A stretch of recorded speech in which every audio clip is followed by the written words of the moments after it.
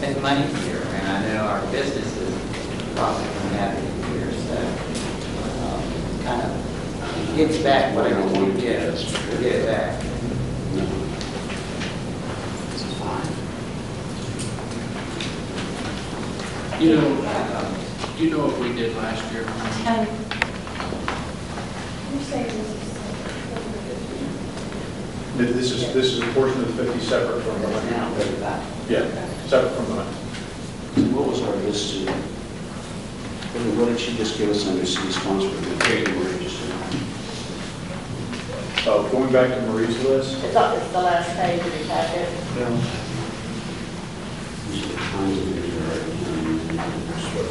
So Marie, out of these 6 that are under the city-sponsored events, what have we already made commitments to? I know we made a commitment to the Outlaw Challenge. Outlaw And challenge. how much was that? oh, that's under city sponsor. And that was 10. That was 10. That was 10. Yahtzee Grove? That one isn't coming, is it? Yes, that Right. they came. 2,500. Was it 25? And what else was it? Fan Jam was tabled. Fan Jam has not come yet back. What about the triathlon? Triathlon is, we have a date for triathlon, but Just not, date, not date, dollars. no money. But now we're Right. What was the request last year? Do we have any order of magnitude? I remember thinking it was much more than we should have Well, we expected. reduced it, we didn't give them the. I think it was 5, I believe. I believe it was 5, and I think that's what they were For triathlon, anticipating this year. it was fine. What's it? Okay. So, for our known city-sponsored events, so I think this more or less, in my mind, that's what I remember thinking, this was more or less budgeted into this level. That's the way my thinking remembers from October.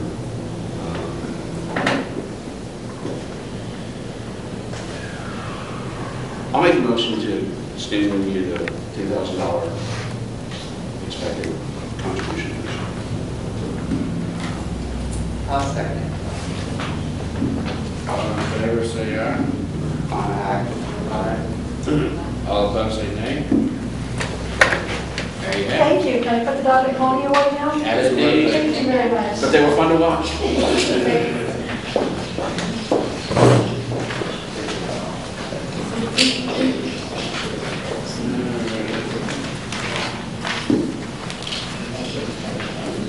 Hotel Motel sponsorship for Clear Lake Christmas Boat Running Parade. Motion to discuss. Second. All right. Anybody here to discuss it? Yes, sir. Yeah. Hello. For everything, yeah. That's the key point. Hi, Carl.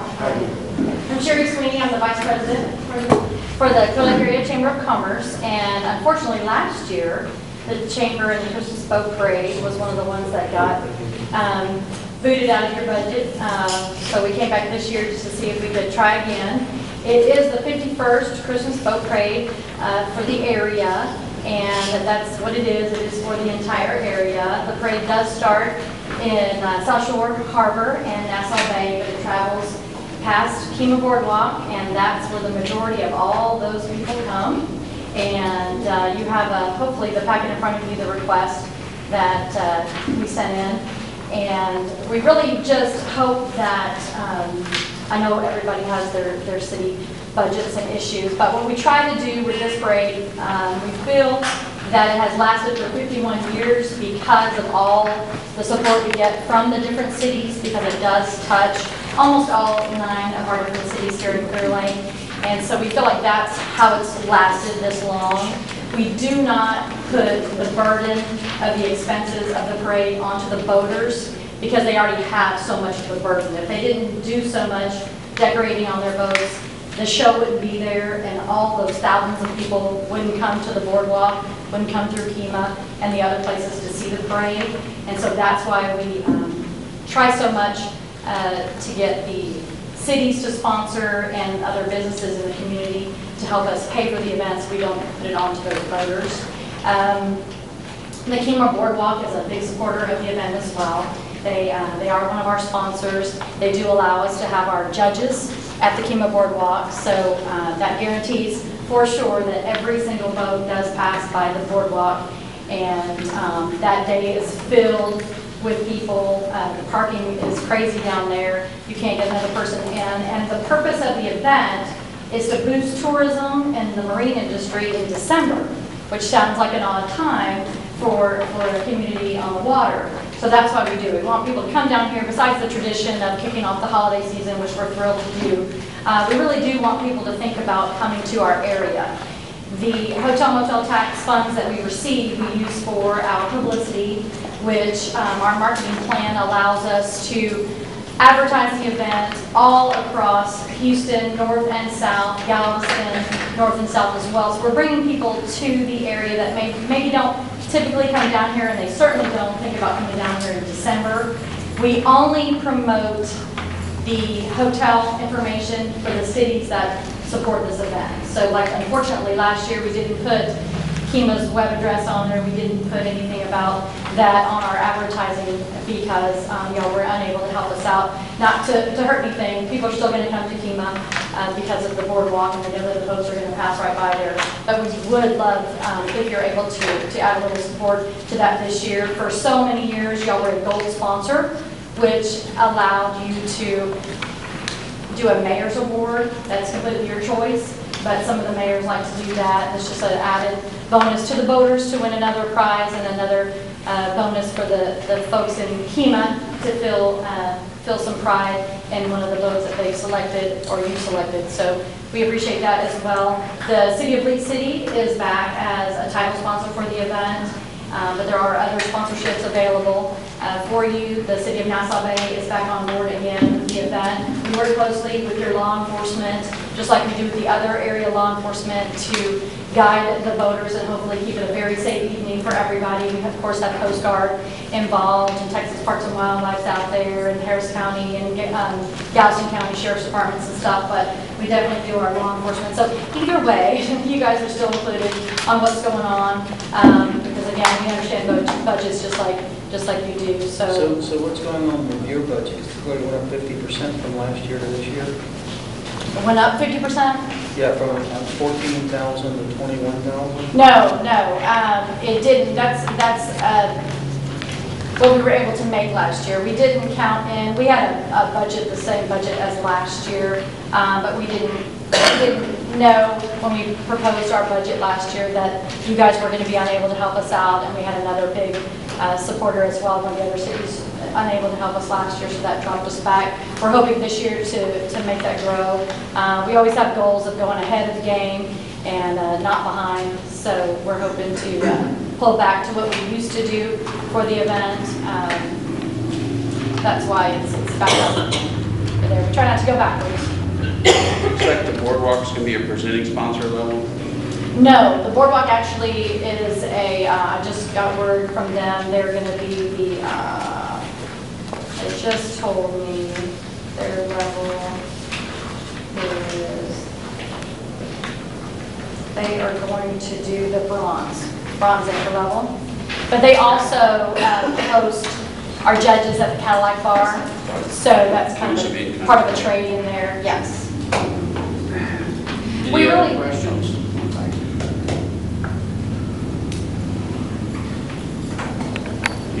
You're not approaching KCDC for funds with this, just. Well, we'd like to. I mean, this event does bring probably hotel people, to the hotels and stuff. We don't know how much. We do know sales tax though, with the shopping, with the money that's being spent at the Kemah Boardwalk and the shops along the way. That's a boost. So KCDC would be an option as well. What the one suggestion was, I was just curious. We have found out in previous times when we voted for things that were being tapped 2 and 3 places, and so we tried to get a better feel for knowing exactly what our full contribution to Right. every item is. Right. It was suggested to us to go this way first and let you guys advise us, simply because of your budget. And it probably definitionally, in terms of if we were being purist of the source, would fit more in the hotel motel side than the CDC side of the equation. Yeah. Not sure I agree with that, but I'd say this is more of a single day event. I don't really know, other than the few boaters that come in specifically for this. Do boats outside of harbor living on their boat? I don't know, but I'd say they're not getting a lot of overnight traffic. I'm not getting a dead wrong about that. Doesn't mean I'm suggesting to go to KCDC. There's probably local plan to do it with whatever other funds we take. I guess as of late, I'm thinking more of a capital project development to support economic activity. Well, I think we definitely need to help the chamber on this, and I think we can do what we did in the past at the growth level, but we need to come back with something, I think. So I'm going to make a motion that we come in at the bronze anchor level for the growth rate. Second on that motion. I'll second. All in favor, say aye. Aye. All opposed, say nay. The only thing I kind of would want to, and we're trying to tell everyone that comes and asks for, you filled out everything really, Sure. really right, but it's not really showing us. I know it's hard for me to know exactly how many people come and stay here. And then the other thing is, I think we need to get with our shop owners too and see if during that period of time you see any increase of sales or traffic through. Because that makes a difference with the amount that we are willing to contribute to these types of issues. No, absolutely, and Pam Summers with the CBB has also told us that she would help us try to gather overnight numbers. Right. But the merchant numbers would be fantastic to know too. And if we need to do something differently with the promotions too, for that money, we need to know that as well. Absolutely. And then the sales tax at the boardwalk that night from the meals and everything else. Right, right. But if we need to do stuff, we can change that too. Yeah, it gives us- We might want to make it a win-win. Yeah. No, I didn't vote yet. I'm going to oppose. I would prefer that we consider the 1,000. It doesn't really matter if I've been outvoted, etc. All right, I just didn't. It does recall. matter. I have one day. Okay, we donating something, but Yeah. I was thinking of being the anchor line. There you have it. Thank you very much. We'll be in touch with all the participants that y'all get for that. And think about if you want to do the mayor's trophy again and present that at the awards project, let me know. Y'all are welcome to do that again. And then we'll be meeting soon for long. I got an email today. Okay, good. Oh, good. Okay. Thank you very much. Thank you, Roger. 15, consideration of possible action on a special event request, Keith for street closure, Kemah Citizens Police Academy alumni fundraiser. Motion to discuss. Well, since y'all are in a good mood tonight. No, I guess that was written wrong. We're not really doing an event. It's what we do every year. It's the fourth year we've done it. You know, we get the judges for the Mardi Gras parade. Last year we had Dana Steele, we had Minerva Perez. If I knew it was going to be going, I would have had the judges that we're going to have for next year's parade, but now I have to put that out tomorrow and get those people. We just want to do that street closure where we put the judges. It's a dead-end street. Everybody knows where it is. Everything's free. We always have food, and then the celebrity judges. So we're just asking to have that street blocked. We have kids, we do pinatas, and I don't want people driving by. And,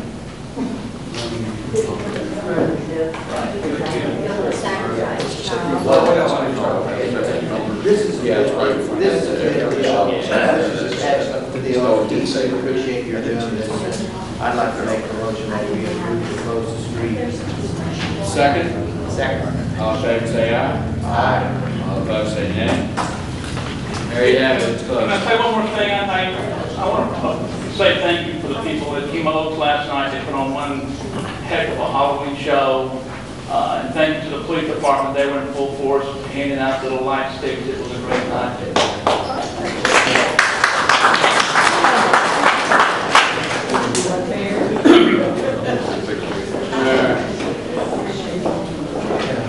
Consideration and action, and possible action on approving ordinance adopting the 2009 International Building Code with appendix A, C, E, F, G, I, J, K, 2009 International Residential Code, appendix A, B, C, D, G, H, I, 2009 International Mechanical Code, get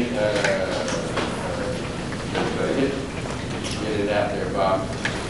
Appendix A, 2009 International Plumbing Code, appendixes C, D, E, F, and G, 2009 International Fuel Gas Code,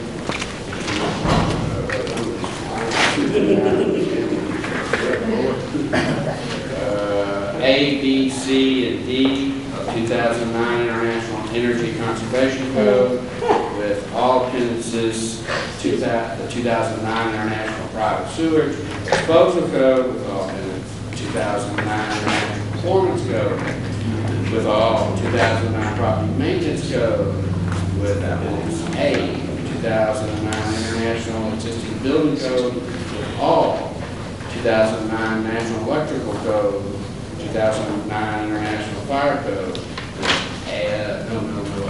B, C, D, E, F, G, H, I, and J. Motion to discuss? I'll make a motion that we take a month.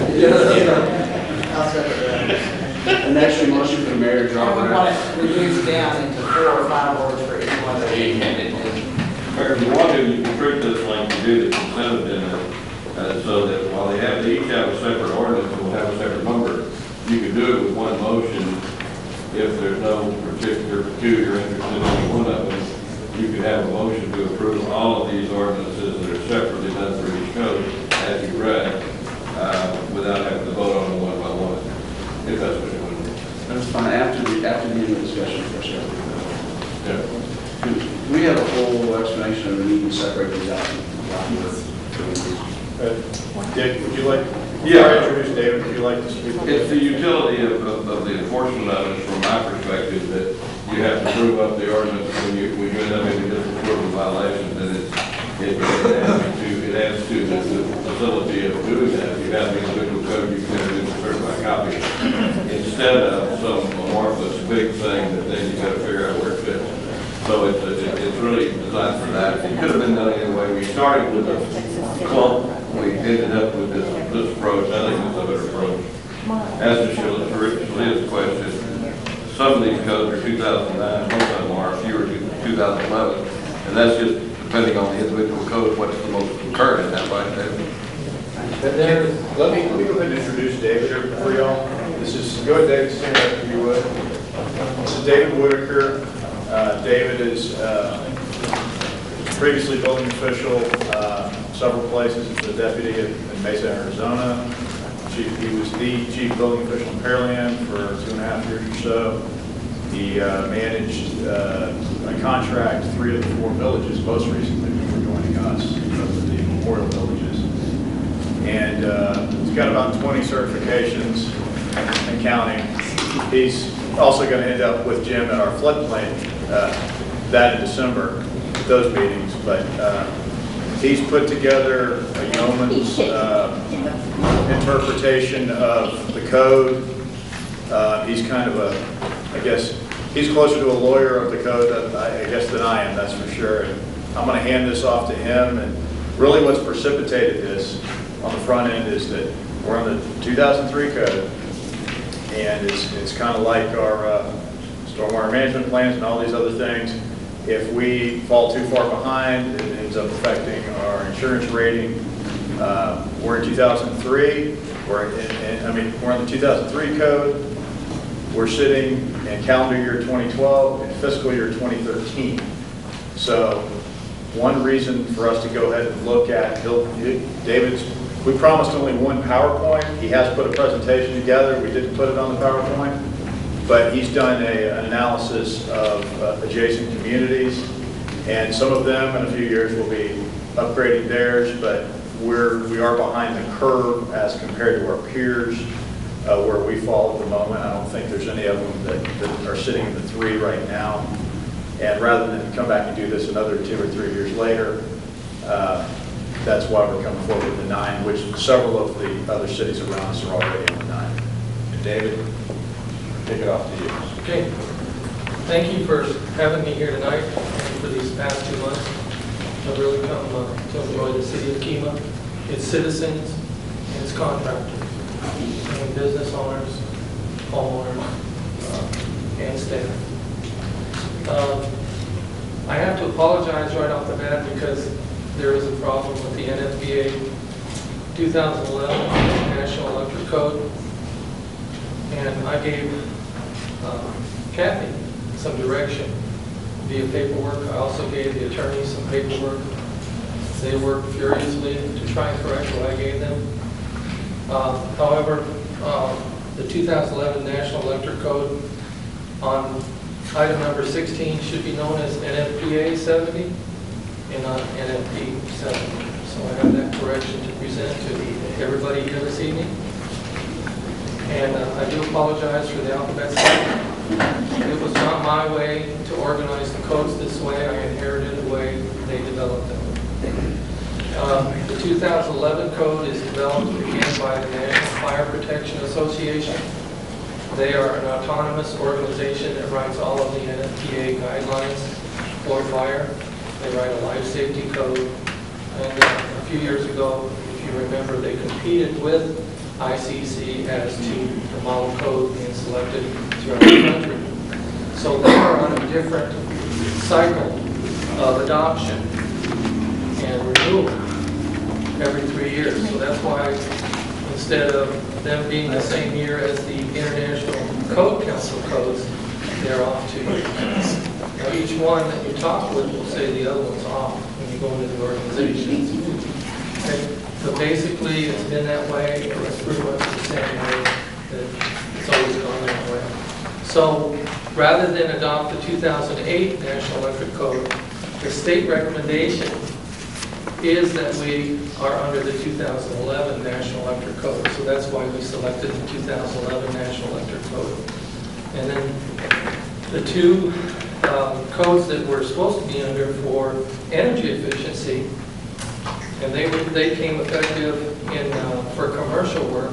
They came effective in I believe January of 2010 for commercial buildings under the International Energy Conservation Code. And then the following April of 2011, it became mandated that every new resident should comply with the 2009 International Energy Conservation Code.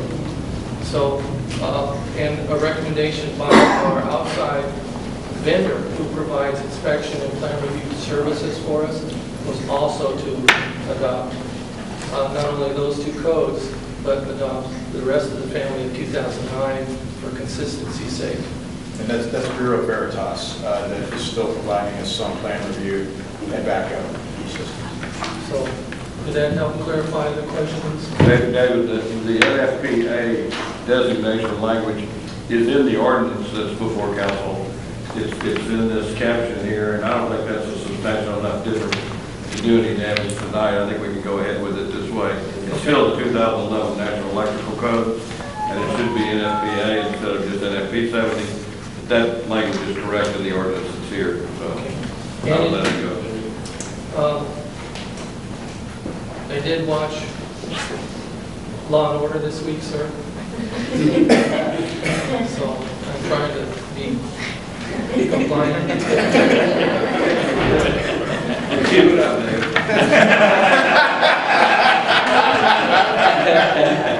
On page 1 of our ordinance, page 1 of our ordinance for the National Electric Code, it is misinterpreted there, and that's my fault too. It shows as the 2009 International Electric Code, and we're not adopting that code here. We're adopting the 2011 National Electric Code. Where are you now? I'm in the first, section 1, page 1 of the ordinance that adopts the National Electric Code. Is this caption correct in 16 for that purpose or not? What's on the agenda? Is that what you're saying? That is wrong. All right, then we That should be the 2011 edition of the National Electric Code. all right, then we can't do that. Okay, that's fine. I'm still trying to find it on here. Which one of those is it? All I know is I'm on page 1 of the National Electric Code. It's towards the back. I'm talking about the agenda. It's the last one. Okay. Well, we got enough. All right, that's. So you're taking out the one that says it's the 2011 National Electrical Code? No, What are you taking out? well, the typo that refers it to the 2009 edition, it should be the 2011 edition, and not. It says 2011 on the agenda.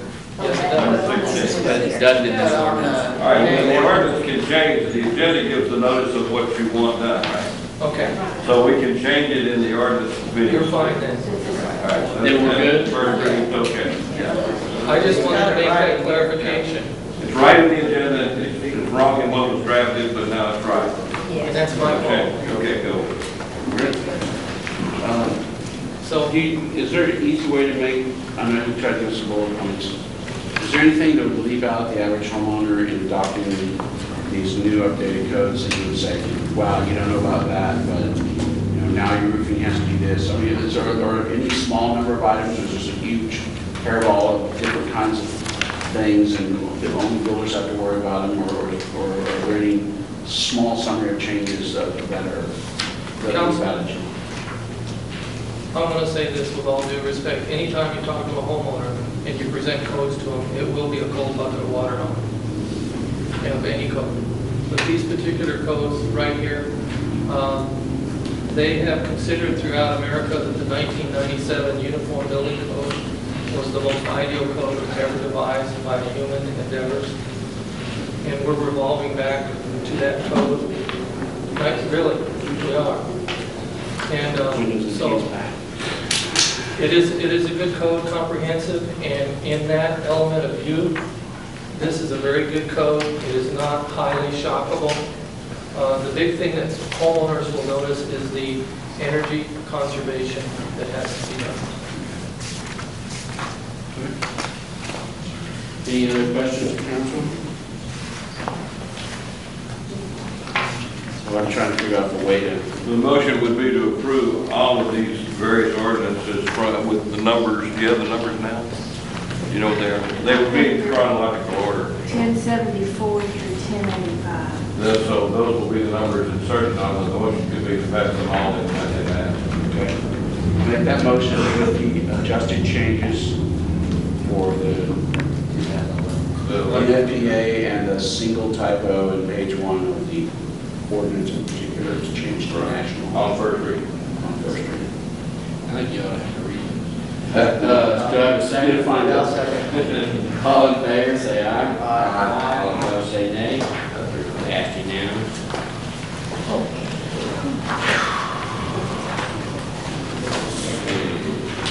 Consideration of possible action on resolution updating the fee schedule. Staff, do I have a motion to discuss?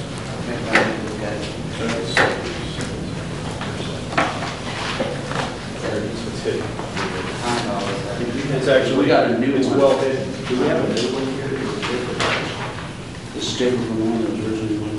Yeah, I put it in resolution form. Okay, that's all, that's. What y'all had were the notes I went by. The numbers are the same? Yeah. Okay. I believe so. That's fine.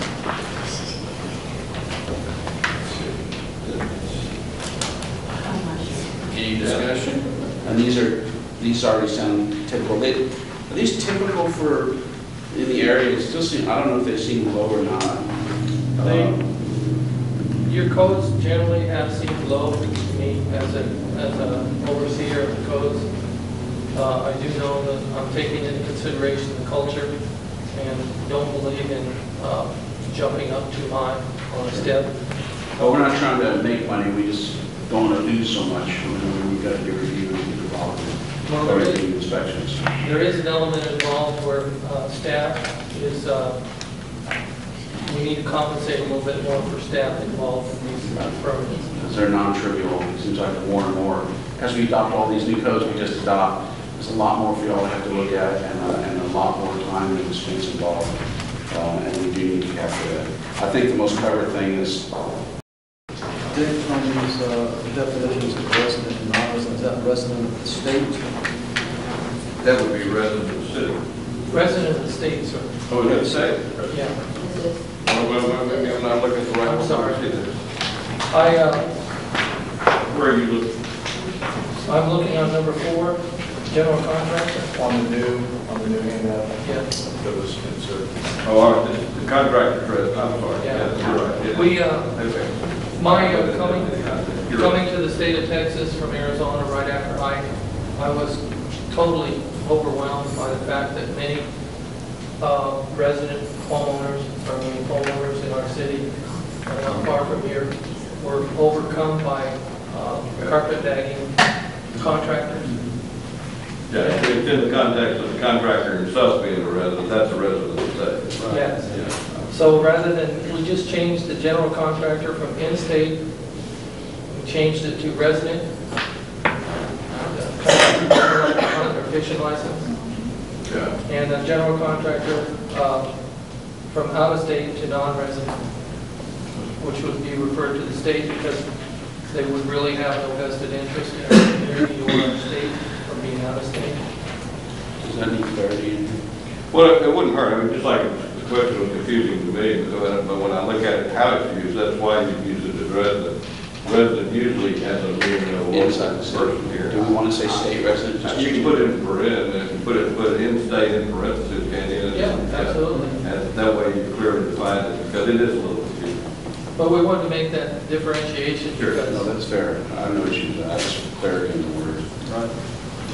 You know, I don't have a problem adopting this tonight, just because I think we need to start getting more up to date. But it'd be nice over the next couple of months, if we could work up something for council that would show what other cities our size, or cities around our area, what they're charging. But I'd also like to see how we back this in to, like the building department is a business, and therefore you're bringing in revenue to hopefully pay for the expense of your department. And I think that's usually how they're set up. And anyway, it'd be nice if we could start working toward that. But I know it's going to take you all to be here to really determine revenue and things like that, and the amount of work that's going to be going on. Thank you, Council. You know, my workload here some days is like getting a drink of water from a fire hydrant. So that's understandable. That's important.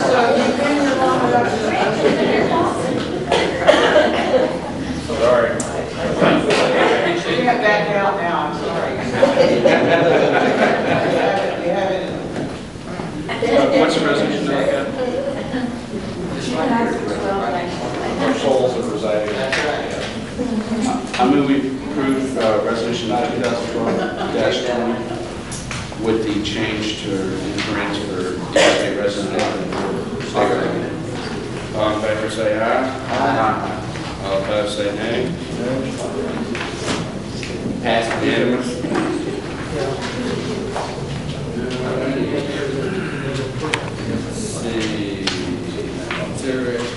Consideration and possible action on resolution providing for simplified method of expenses, reimbursement of out-of-pocket costs for council, for regional dues, requiring regional travel, parking, miscellaneous. Prime Mayor, with that, with the council commission, and in the interest of time tonight, that's going to take some time and explanation to the council. Can we leave this on the table one more meeting with the I think that.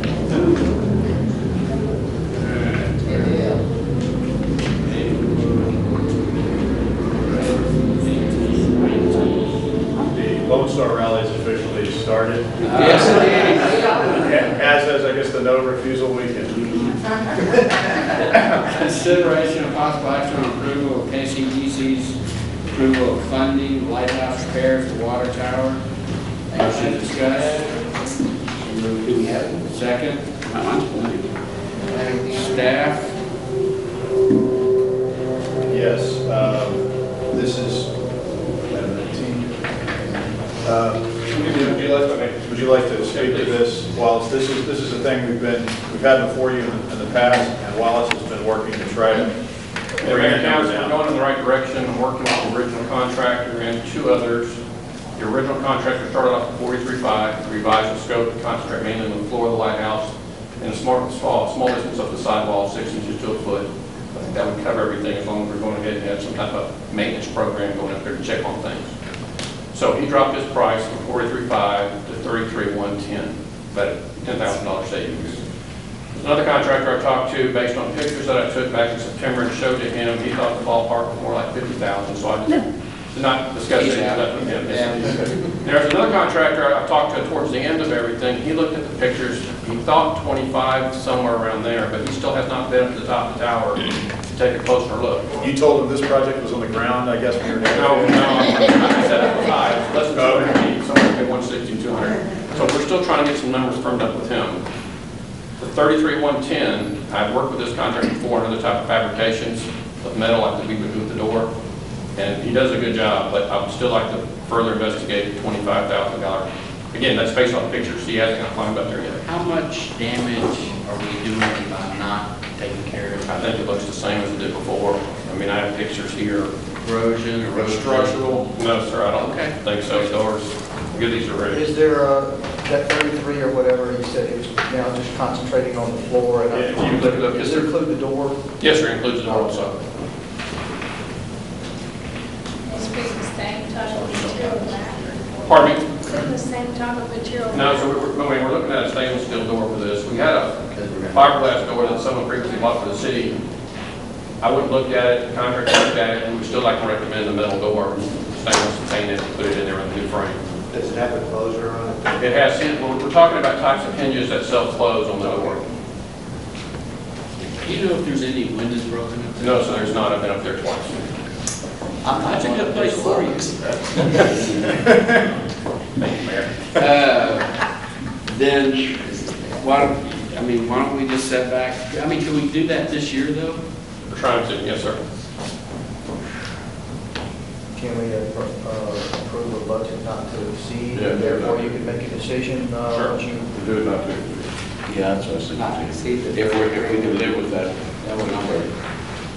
Well, I mean, we've heard numbers over... Yeah, we've heard worse. I kind of would rather keep working on this. So I think you'll get to the 25. Oh, yeah.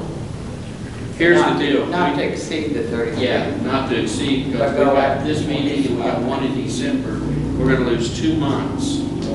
And I don't know, I'm terrible with time, but it's just been 6 months so far. Since we talked about rescoping, it's been about 6 weeks. No, I mean, since we started this whole year.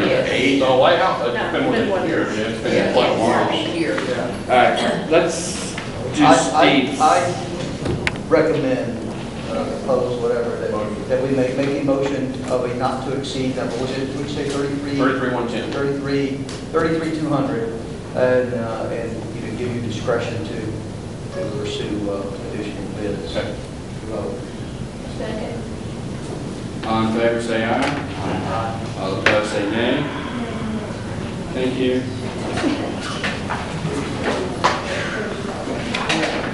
Consideration of possible action on a meeting date for a city council meeting from Thursday to Wednesday. That would be the mayor. Motion to discuss. Second.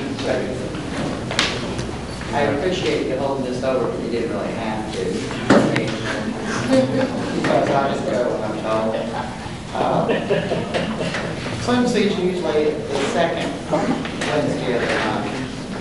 Usually being the word, but I have a little board there. I'm their treasurer, so if I don't show up. Slows it That's down. right, I'll come out and check, so, I don't think I have any problem at all. Kind of makes it nice in the middle of the week. I'm good, we simply want to do first. Yeah. Well, I appreciate that. Yeah, that literally happened before this got moved previously, one person did not attend, was out that meeting. And so You we wouldn't didn't want get to a hear chance to that. say they can't be here.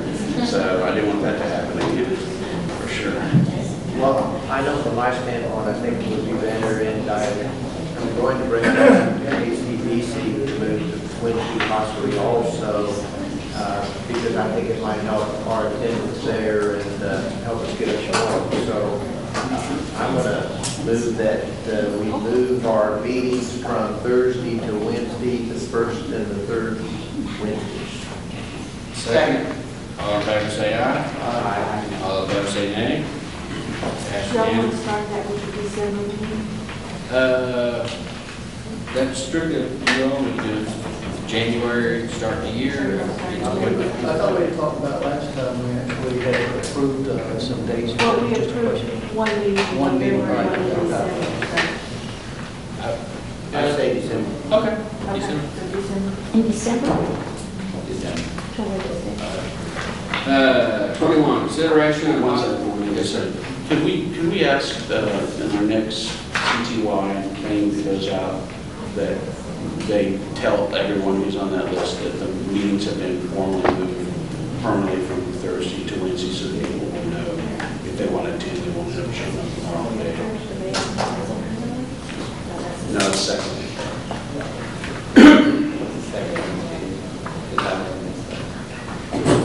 Consideration and possible action on petition submitted by a resident of Bay Breeze subdivision, requesting Bay Breeze subdivision deed restrictions to be enforced by the city. That's not a city issue. Make a motion to I discuss. said that. You know, the man had already brought a petition by, and everybody signed it, denied it.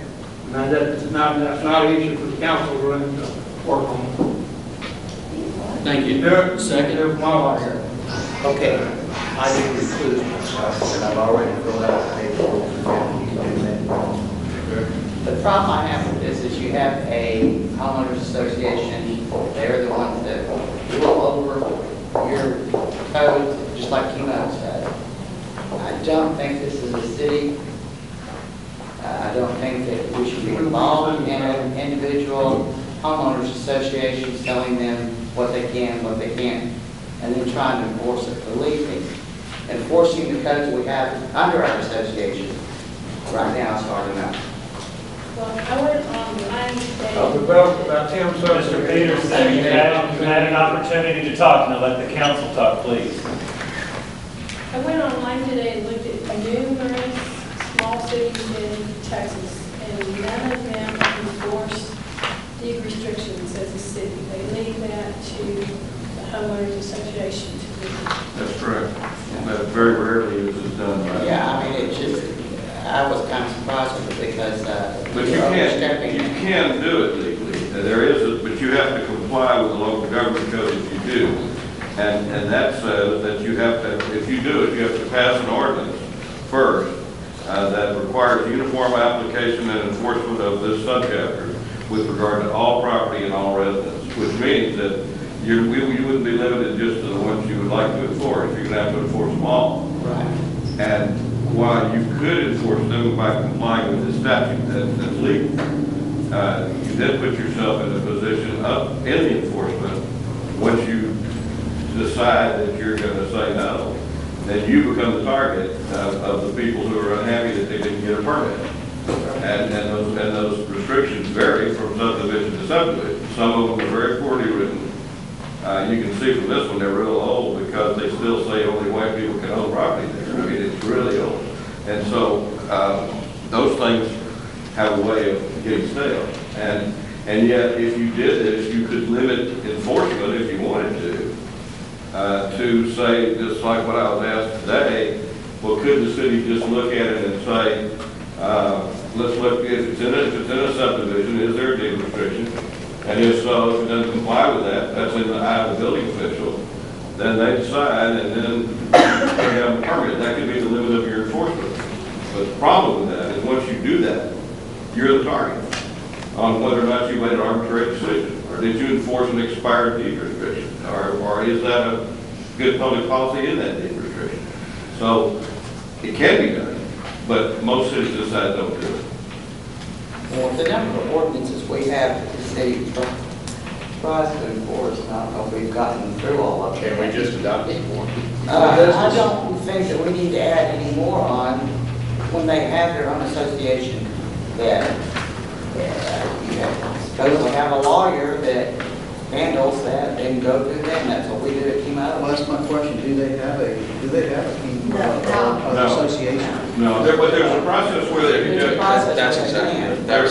there's a process whereby they could qualify for one with 75% instead of 100% approval. There is a statute in the property code that allows them to do that with certain procedures to be followed.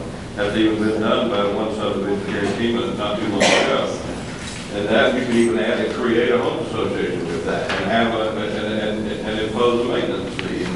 Or change the restrictions from things that talk about clotheslines and nobody has clotheslines anymore. You know, all those things can be dealt with, but there's a process to do it. That's not been done here. Right. And that's, in my mind, that's exactly what's missing.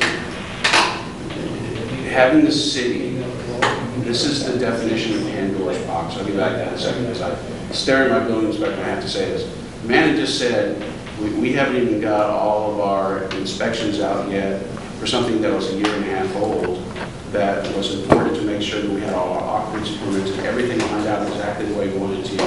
On the business side, we just got these things drinking from the fire hose. The last thing I want to do is every single thing that has a deed restriction recorded in the county now becomes, because this isn't going to be to apply this uniformly per our attorney, you can't just apply it one subdivision's things at their request. We have to enforce every deed restriction on record and every property owner in this town.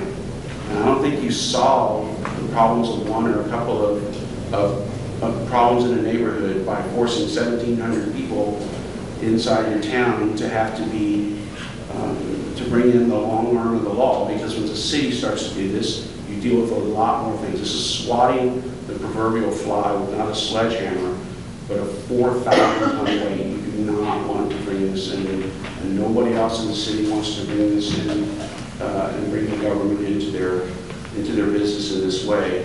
It's hard enough to get good, conscientious neighbors and homeowners associations, which have much smaller groups, to resolve what belongs, as number 9 in this thing says, what's appropriate for the look and feel and appropriate architecture for this neighborhood. I guarantee you don't want our code enforcement officers and our police officers to have to enforce what looks right in your neighborhood. This is the definition of very, very, very bad idea. Yeah, I mean, I know Kemah has a fairly vigilant, sometimes overly vigilant. Get some grass growing inside. But at least when you're solving that for just a group of 20 or 30 or 40 or 50 households or whatever's involved, you can deal with that manageably and change them in and out. Once the government gets a chance to solve what these issues are for you, you will be very, very unhappy. So, Are there other deed-restricted communities that also don't have a functioning homeowners association? Yeah. Yes. The older the subdivision, the more likely that is. And you find them all over this whole area, from Seabrook here up and down the coast. But there's a mechanism for them to cure that. And they can follow it. You don't have to have an HOA, can't you just appoint a panel of local residents? No. Well, they would have no power. You could appoint it, but they wouldn't have any real power. But every individual homeowner has the right to enforce at his own expense. But the beauty of a home association is they collect a fee that's mandatory. And then they have a fund to use to then do the enforcing, and they can act as a board and say, go after that. But if you don't have the association, some self-appointed board doesn't have any real power, other than an individual right to sue. HOAs have a lot of power in Texas. They do. And Yeah. the thing is, we really don't want to, come the enforcement. What's really important to remember is that these are parallel universes that this kind of statute attempts to blend. The idea of a deed restriction is that it's a private contract. And so you can agree that some architectural committee has the power to tell you what it's going to be, blue or green, because you bought into that and you agreed to that contract, and so you subjected yourself to that moving standard. The government has to have a reasonable rule in order to enforce it. We wouldn't be in as good a position to enforce a color rule or a kind of sidewalk you can use. Aesthetic things are limited because the government is going to be held to a different standard. This tends to blend those two, and most local governments have not followed this for those reasons, because it's costly and it makes you the target. That's the main thing. Yeah. Once you say no, then you're the one that gets sued. Now, the petition is actually talking about noise. What the residents could do is change the wording of the petition that asks for a tighter noise ordinance with the city. Sure. Well, we already have one. Yeah, we have to have it. Well, maybe. They can have us change ours. That's like We can't be specific for each neighborhood, it has to be one standard. Across the city. All right, let's, we don't have to vote this down, just take no action if we You want. can do it either way. You can take no action, you can vote against it, you can vote for it. Well, I mean, we certainly don't want to be in a place where we legislate and mandate that they go out and create homeowners associations. I guess it comes down to this, if this many people feel strongly, I'm wondering if they could get together and have a mandate. I believe you said it takes 75%, this is referenced 50%, so it might still take some. You could even work. get 75% to circulate a petition that's properly written to allow 50% in the future to do other things, and you can lower the standard. But if you have no standard to go by, the state has already, it used to be 100%, which was impossible to do. The state came along with property code and said 75% can do this under these limited circumstances. And then one of the things you can do is pass a new rule in that context that says it takes less. You can make it more durable, but you got to get to that point. You got to do it right and record it so that it's enforced. Let's go ahead and vote. Okay. What's the vote? What's the motion? Oh, yeah. Who's got it? Tell me the motion. Well, their motion is they want us to take over their fee restrictions, and then my motion is, no. What you should do is word that in the positive and the affirmative, and that would be for the city to enforce the deed restrictions, and if you don't like And that, then, you vote okay, against it. all right. Just what our lawyer said. Second. Second. All in favor, say aye. And that is what, wait, I says they enforce, the city enforces the restrictions. This is a No, nay says we're not. That's right. All opposed? Nay. 4 nays. 22. We need to get the other council person. Oh, there's,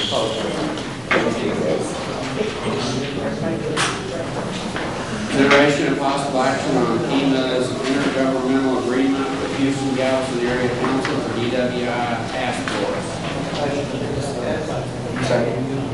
Discussion? This is Riker.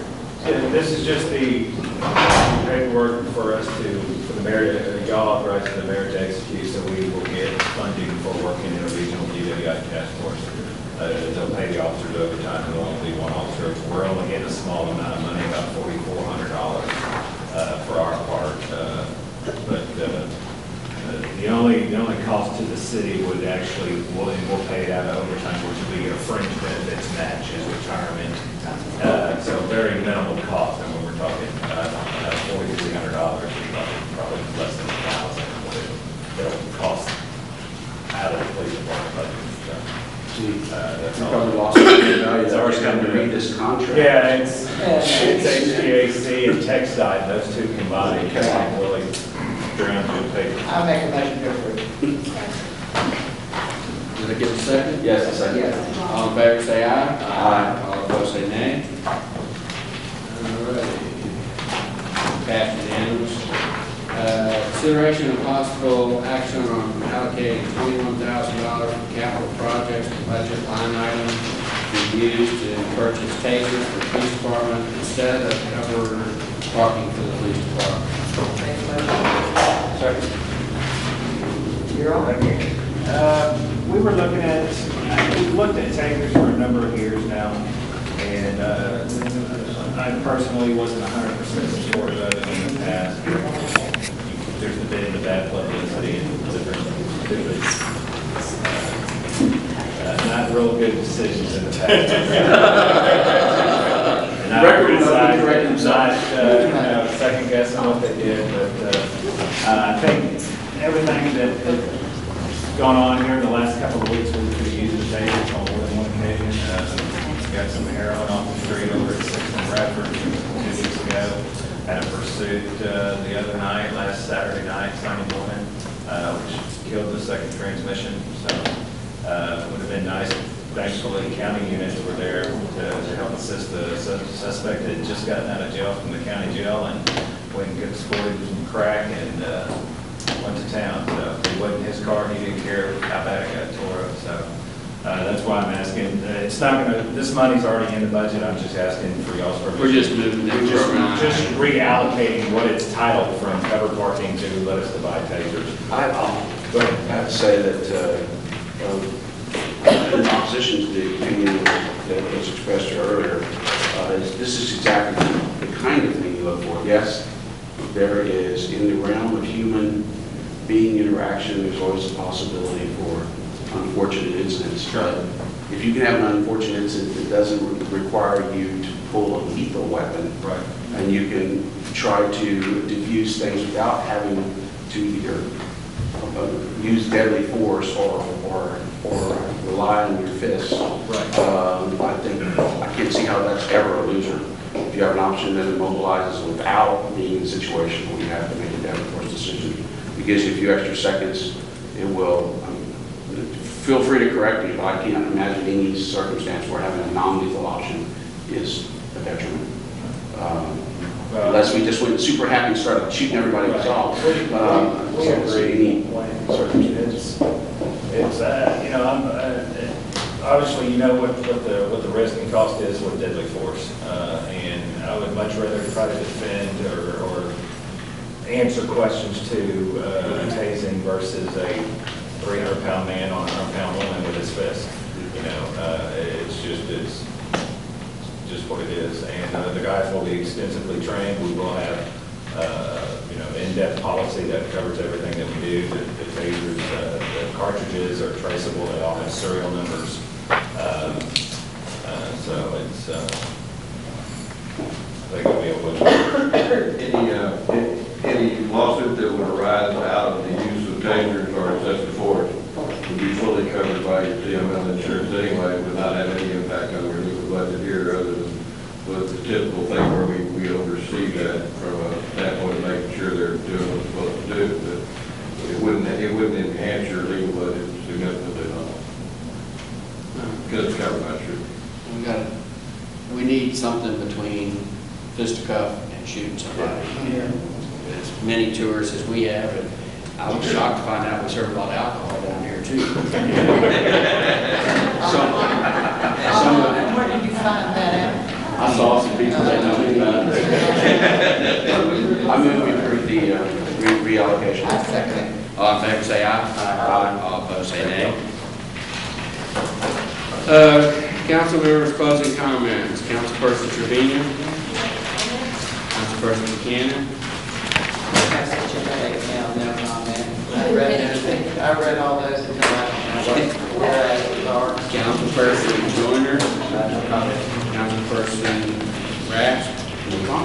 Councilperson Newborn. Enjoy the weekend. Everybody vote? All right, do I have a motion to adjourn?